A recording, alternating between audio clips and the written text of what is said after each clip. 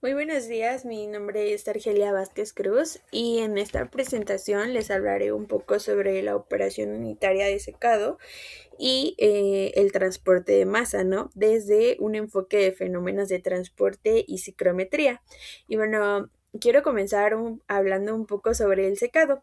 Bueno, el secado es una operación unitaria, es de las más utilizadas dentro de la industria de los alimentos debido a que el secado nos permite conservar alimentos mediante la reducción del contenido de humedad. Sin embargo, dentro de este proceso, pues existen varios fenómenos de transporte complejos, como lo son la transferencia de calor y de masa, que, bueno, son importantes comprenderlos para poder optimizar la eficiencia energética de nuestro proceso y sobre todo pues mantener la calidad del producto terminado, ¿no? Asimismo, también vamos a hablar un poco de lo que es la ciclometría dentro de este tipo de procesos, porque pues nos permite analizar las propiedades del aire húmedo, que es el principal agente utilizado para poder remover la humedad durante el secado. Bueno, ya les había mencionado un poco que el secado consiste en la eliminación parcial del agua contenida dentro de un alimento, pues mediante la aplicación de energía térmica, ¿no? Esta operación tiene una gran importancia a nivel, hablando a nivel ingeniería en alimentos, porque la presencia de agua pues favorece el crecimiento de microorganismos. Aparte del crecimiento de microorganismos, también favorece ciertas reacciones químicas y sobre todo pues el deterioro del producto, que es lo que podemos ver a simple vista, ¿no?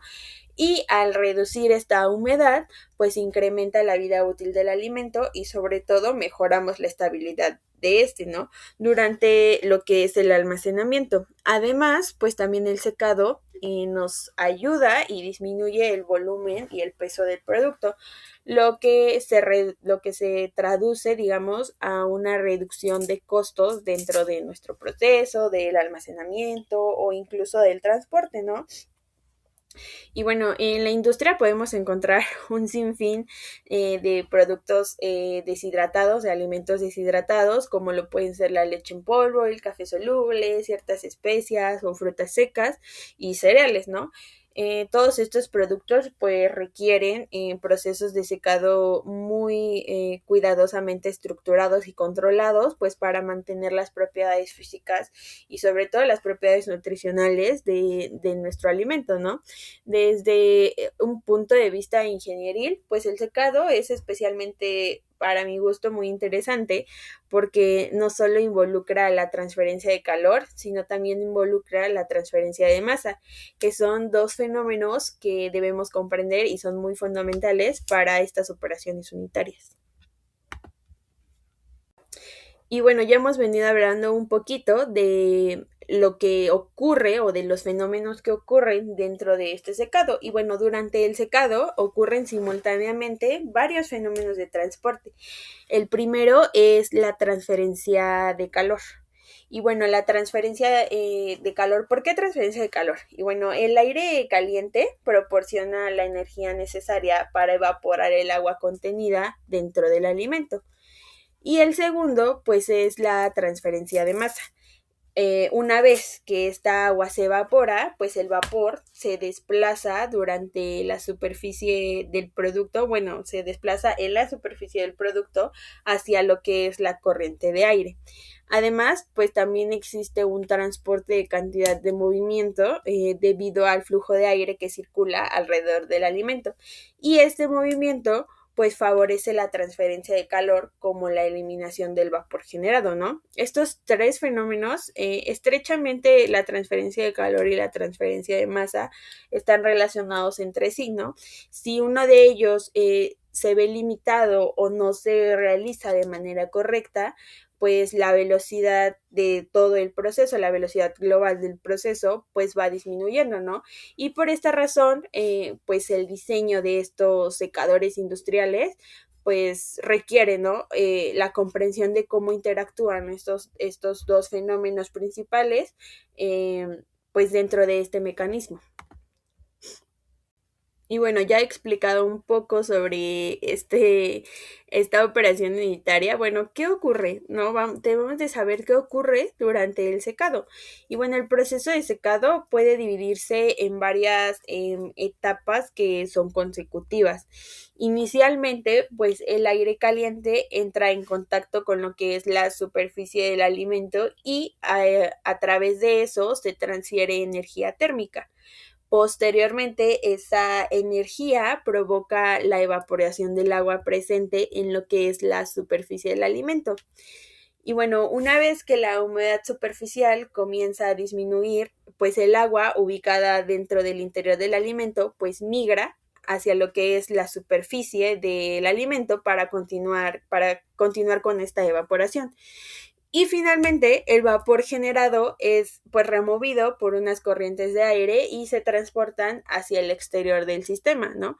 Por lo tanto, el secado es una secuencia de transferencia de calor, luego de evaporación y después de transferencia de masa. Como ya lo hemos venido mencionando en la diapositiva anterior, pues esta velocidad va a depender de en cuál de las etapas se represente una mayor resistencia hacia este proceso. Bueno, y uno de los fenómenos más importantes dentro del secado, pues es la transferencia convectiva de calor. Aquí el calor dentro de nuestro sistema se va a transferir mediante convección. Y bueno, cuando el aire, ya lo habíamos mencionado, fluye sobre la superficie del alimento, pues obviamente va a existir una diferencia de temperatura entre ambos, ¿no? Debido a que puede que el alimento esté un poco más frío que el aire caliente que va a fluir a través del secador. Y debido a esta diferencia, pues la energía térmica se transfiere desde el aire hasta el producto. Y bueno, esta velocidad de transferencia depende principalmente de tres factores muy importantes, ¿no? Que es la diferencia de temperatura, que ya lo habíamos mencionado, el área de contacto y el coeficiente convectivo de transferencia de calor. Y bueno, aquí si la temperatura del aire aumenta, pues obviamente el flujo de calor también va a ir en aumento, ¿no? Y el secado ocurre rápidamente. Sin embargo, esto no quiere decir que si hay temperaturas excesivas, también puede provocar daños dentro del alimento y también una pérdida de nutrientes, ¿no? Cambios de color o alteraciones dentro de la textura, que es en realidad pues lo que no queremos dentro de este proceso, ¿no? Por esta razón, un reto muy importante que se tiene a la hora de hacer estos cálculos para esta operación unitaria, pues es en seleccionar las condiciones que permitan secar eficientemente nuestro alimento sin afectar la calidad del producto. Por eso es que esta transferencia convectiva de calor y este cálculo de esta Q debe hacerse muy específico para el alimento, también considerando todas las propiedades físicas, físico-químicas que tiene nuestro alimento. Bueno, y ya mencionamos lo que es la transferencia de calor dentro de pues nuestro alimento o dentro del sistema, ¿no? Además, pues también además de eliminar, o bueno, además del calor, también es necesario eliminar el vapor de agua generado durante el secado. Ya habíamos mencionado que el vapor de agua o este vapor pues debe de abandonar lo que es la superficie, ¿no? La transferencia de masa por convección pues ocurre cuando en una diferencia de concentración de vapor entre la superficie la superficie del alimento y del aire circundante. Por lo tanto, pues el vapor tiende a desplazarse desde la zona de mayor concentración hacia la zona de menor concentración. Esto es ayudado por la corriente de aire. La corriente de aire lo que hace es que nos ayuda a retirar continuamente este vapor, lo que mantiene pues el gradiente de concentración. Si este vapor no se retira de manera constante, lo que pasa es que se sigue acumulando dentro de nuestro secador y entonces puede que rehidrate o rehumedezca nuestro alimento y entonces no sirve de nada el que nosotros sigamos, podemos nosotros seguir inyectando más calor dentro de nuestro sistema, pero no va a servir de nada porque al final, como ya lo habíamos mencionado, vamos a perder estas propiedades que queremos conservar y entonces nuestro sistema no va a servir para nada, ¿no? Aquí también es importante mencionar que este fenómeno, como poner un ejemplo, se puede observar cuando nosotros tendemos la ropa al sol y si existe viento, pues obviamente la ropa se seca más rápido, ¿no? Porque el vapor pues es removido constantemente. Entonces, en los secadores industriales ocurre básicamente lo mismo. La velocidad de aire, pues es una variable crítica y una variable muy importante porque influye directamente en la velocidad de transferencia de masa de este sistema. Bueno, y como ya lo habíamos mencionado, también queremos relacionar un poco lo que es la ciclometría dentro del secado, ¿no? Uno pensará que no tiene relación, pero en esta diapositiva vamos a conectar directamente la ciclometría con lo que es el secado, ¿no? Ya habíamos visto que la ciclometría estudia las propiedades del aire húmedo, incluyéndose la temperatura, la humedad relativa, la humedad absoluta, la entalpía, el volumen específico y todas esas propiedades que ya conocemos.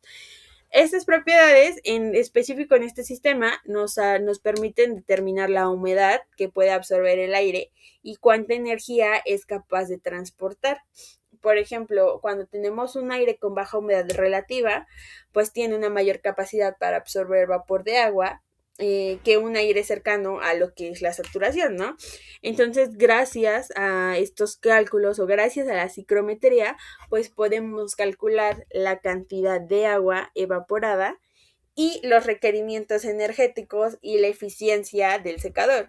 Por ello, estos cálculos de ciclometría pues son indispensables para el diseño y sobre todo pues para la operación de estos sistemas de secado. No solamente son propiedades que no nos sirven para a lo mejor y para el diseño del producto, sino también nos sirven para saber cómo debemos operar nuestro secador para obtener una eficiencia mejor. Y miren, aquí les puse lo que es una curva típica de secado. Bueno, esta curva o esta gráfica nos muestra cómo la velocidad de secado conforme disminuye el contenido, cómo disminuye, ¿no? Conforme el contenido de humedad del alimento. Inicialmente, nosotros vamos a observar un periodo de velocidad constante y durante esta etapa la superficie pues permanece húmeda y la evaporación ocurre muy fácilmente, ¿no? En esta región, que es la primera, la velocidad de secado va a depender principalmente de las condiciones externas como la temperatura, la humedad relativa o la velocidad del aire.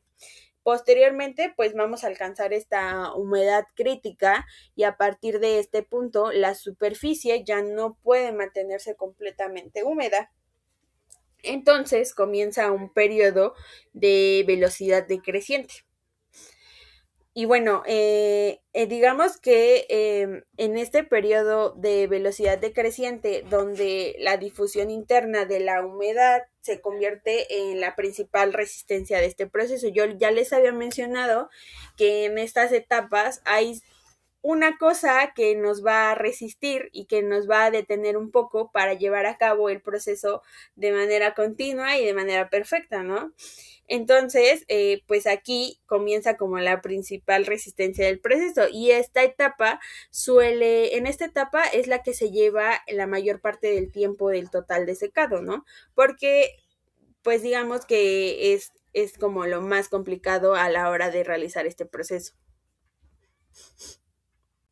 Y bueno, a medida que el secado avanza, pues esta agua superficial disminuye y obviamente la humedad debe desplazarse desde el interior del alimento hacia lo que es la superficie. Entonces, este fenómeno, de hecho, lo podemos relacionar con la ley de Fick, ¿no? La velocidad de difusión pues va a depender de un gradiente de concentración y obviamente de la difusividad efectiva de lo que es pues nuestro material. En ciertos productos como los cereales o las frutas, la difusión interna suele ser esa etapa limitante del proceso.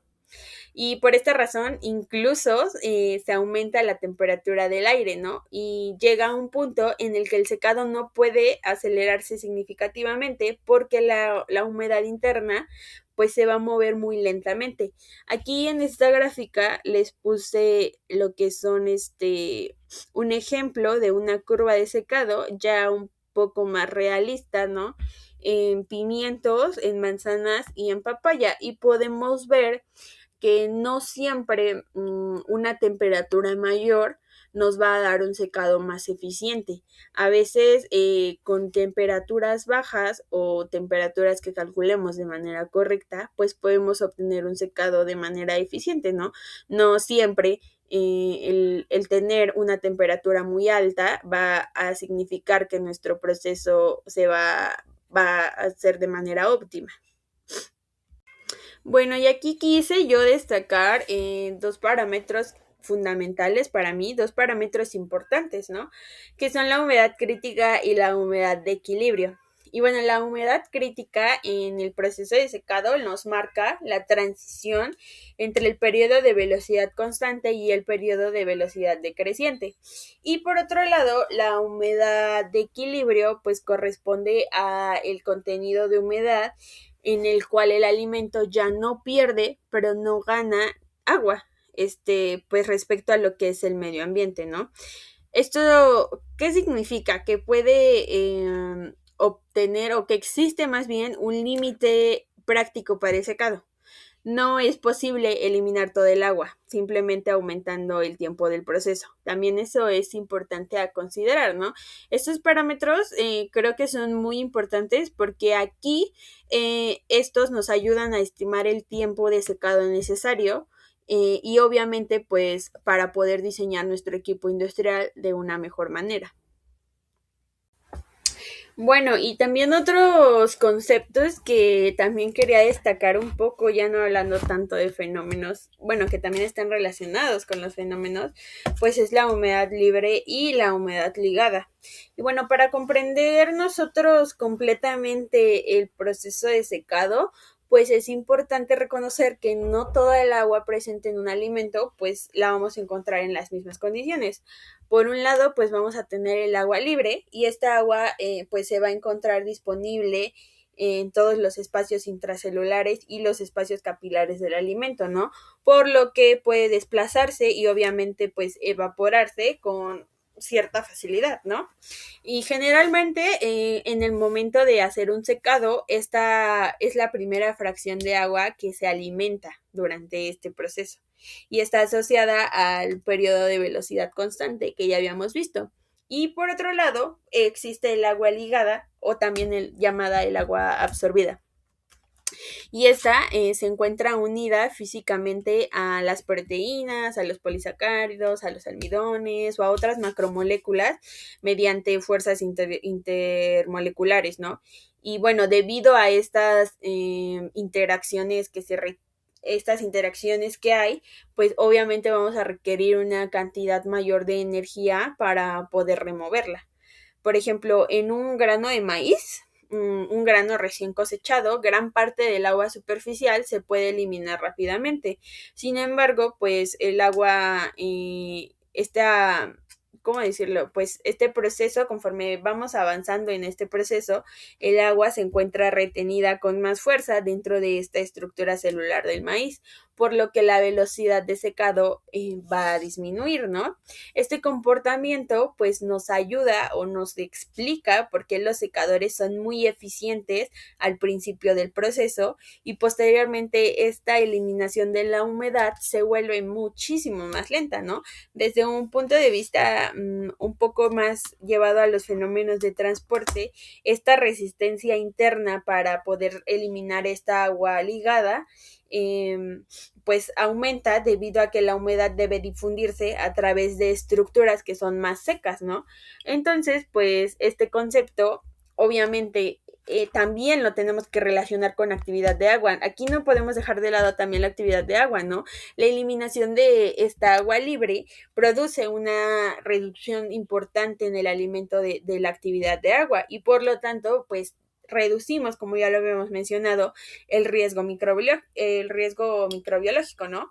Sin embargo, eliminar el agua ligada tiene un impacto mucho menor sobre la estabilidad del producto, pero requiere muchísima más energía, ¿no? Por esta razón es que muchos procesos industriales no se alcanza a eliminar todo el agua presente dentro del alimento, ¿no? Sino alcanzar, digamos que un contenido de humedad que garantice la estabilidad del alimento y la calidad de este.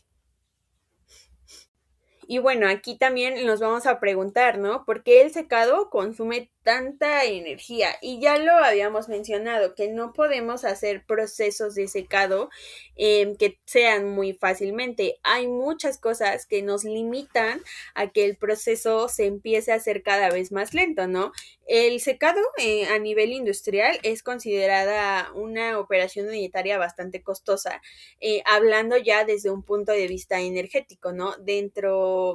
Esto pues se debe principalmente a que evaporar agua pues requiere grandes cantidades de energía, no es un proceso unitario que requiera cantidades muy pequeñas, ¿no? Para que pues el agua pase de estado líquido a estado vapor, pues obviamente es necesario suministrar este calor latente del que ya hemos estado hablando, el cual pues es considerablemente elevado, ¿no?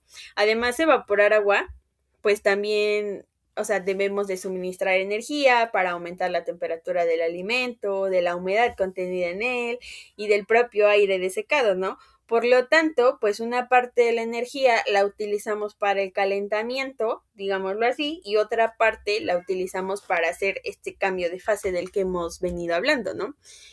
Otro aspecto también que es importante considerar, pues es que no toda la energía que se suministra se va a aprovechar de manera eficiente.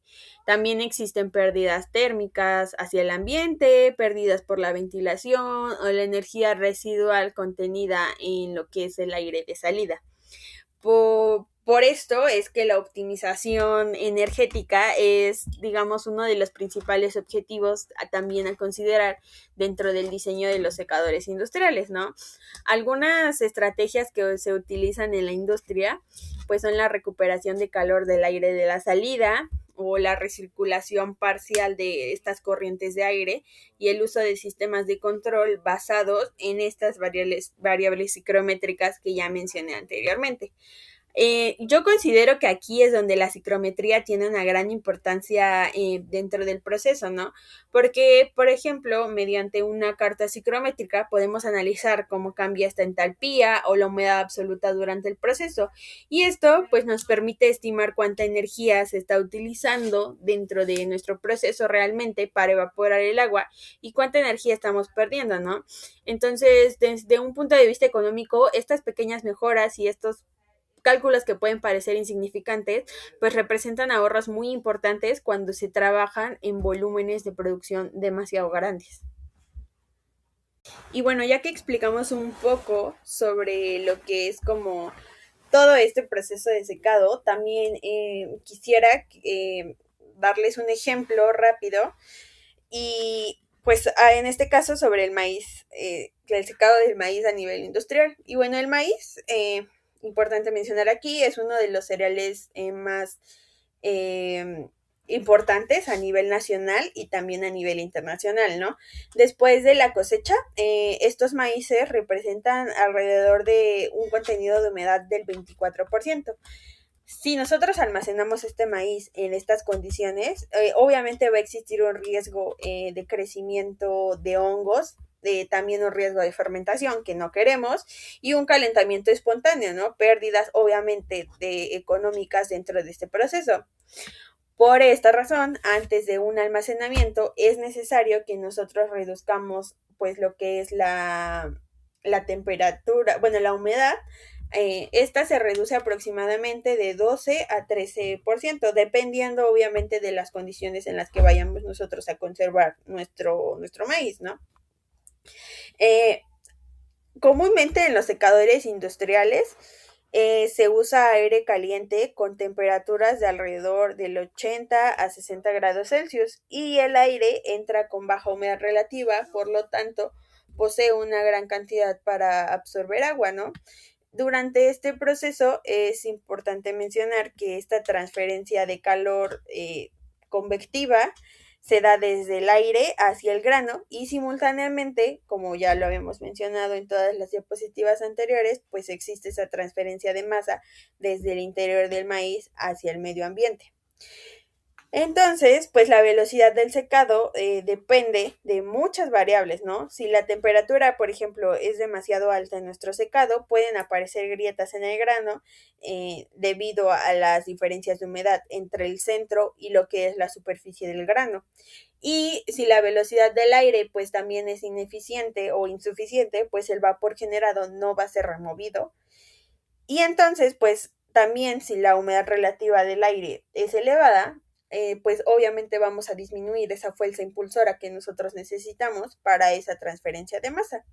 Entonces aquí podemos observar cómo claramente hay una interacción entre estos fenómenos de transporte, la ciclometría.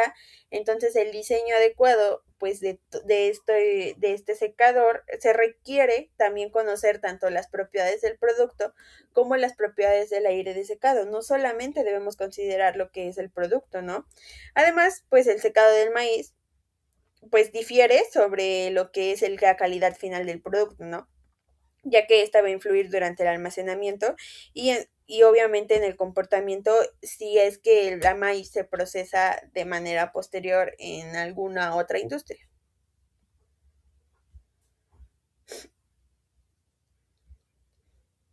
Y bueno, como conclusión general, pues podemos afirmar que el secado pues es más que la eliminación de agua, ¿no? Dentro de un sistema alimentario, ¿no?